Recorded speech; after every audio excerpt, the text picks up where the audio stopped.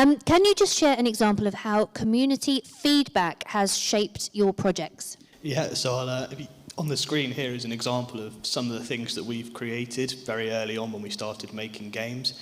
And we took the feedback from our user base about these, and we actually improved a lot of them and remade quite a lot of them into what can be seen now.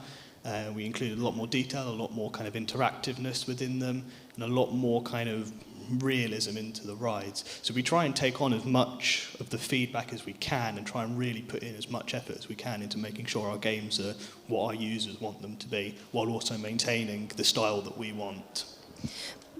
Because of the like nature of the metaverse, and because you're sort of in this virtual reality, does that mean that your users are then more invested in what it is they're playing and what it is you're building? So I'm just thinking about trying to get feedback from my like customers or end users can sometimes be like pulling teeth, but for you guys, is it given quite willingly because they want it to work, they want it to be better, they want to enjoy it more?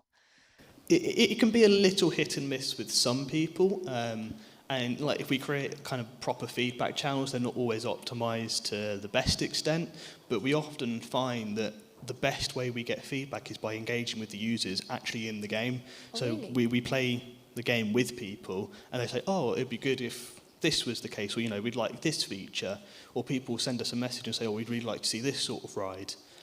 So while maybe official feedback channels are not optimized, we kind of try and engage with our audience as best we can.